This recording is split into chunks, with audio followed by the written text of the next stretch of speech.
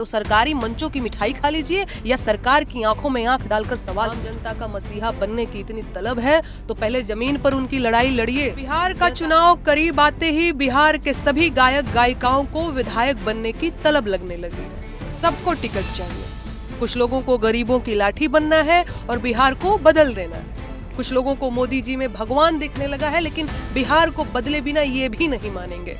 ये सब पलायन जरूर रोक देंगे। वाह भाई वाह। बिहार पिछले तमाम सालों से अपराध और भ्रष्टाचार में डूबा हुआ है। हर साल जहरीली शराब से मौतें होनी तय हैं।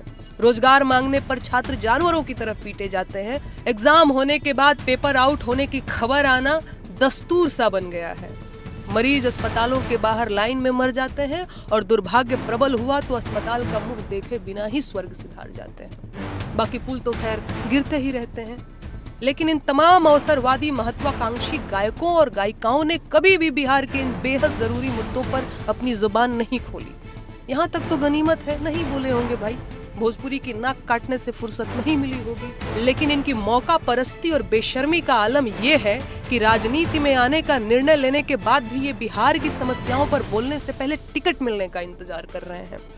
क्या ये तमाम भैया जी और दीदी जी लोग बिना टिकट मिले बिहार की समस्याओं पर बात नहीं करेंगे, या अभी पार्टी के एजेंडे के मुताबिक समस्याओं का चयन करेंगे? इन्हें बेरोजगारी और पलायन नहीं दिख रहा है या लाठी खाते विद्यार्थी नहीं दिख रहे हैं? ये जहरीली शराब से हुई मौतों के बारे में नहीं जानते या अस्पताल के बाहर मरते मरीजों की खबरें इन तक नहीं पहुंच रही?